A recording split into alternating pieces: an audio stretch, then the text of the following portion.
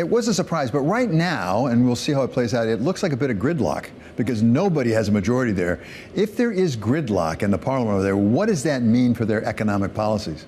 Well, first, I think President Macron took a big bet and took a bet that the French people would not want to see the far right in power. And to that degree, his bet paid off. And in the second round, the French people showed up, they voted, and they voted more for the far left than they did for the far right.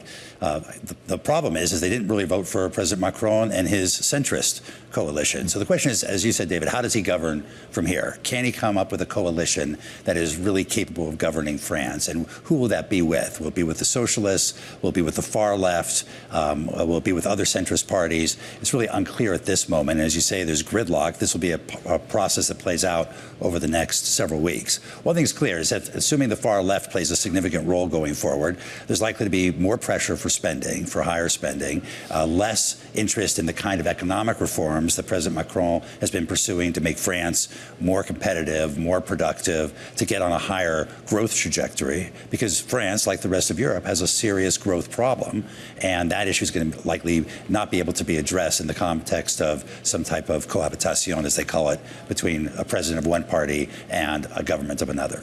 When you take a look at how markets are reaction, it's been a little bit muted, of course, because we've been talking about that gridlock, and there's the thought there that basically that gridlock is going to prevent maybe some of the most ambitious spending plans from the left from coming through. I mean, how much of a brake check is that actually on some of those impulses?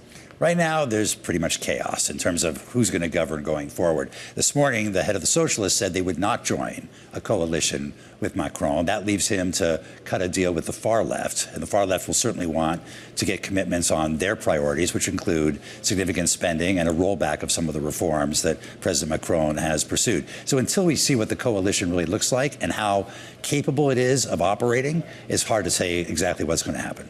So growth is a priority in France. It's going to be hard, perhaps, to get there. The UK also has a priority of growth right now. They have a new government, not nearly as surprising a result as we saw in France, more centrist, actually.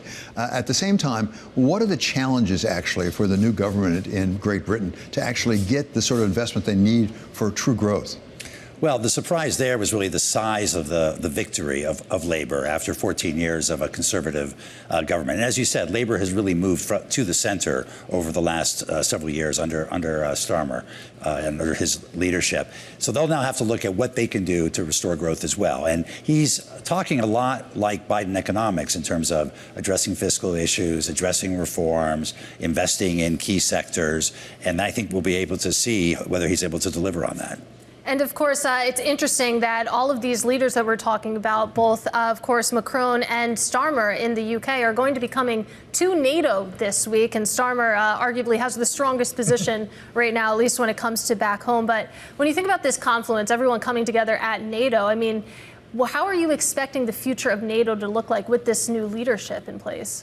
Well, it's a critical time for NATO. On one hand, NATO is stronger than it's been for decades, really. It's enlarged with Sweden and Finland having joined. More countries are putting up more than 2% of GDP for defense than they ever have. I think over 20 countries now have reached that goal. There'll be a big focus, of course, on Ukraine. Ukraine will not be offered membership in NATO per se, but I think the countries around the table will want to be doing everything they can to demonstrate their unity and their support for Ukraine, including mobilizing more military support and some other actions like opening up a NATO office in Kyiv, setting up a training center in Germany for Ukrainian officers, those kinds of activities to further integrate Ukraine into the West, but stopping short of NATO membership, which they feel is a red line for Putin and a red line for many of the NATO members themselves.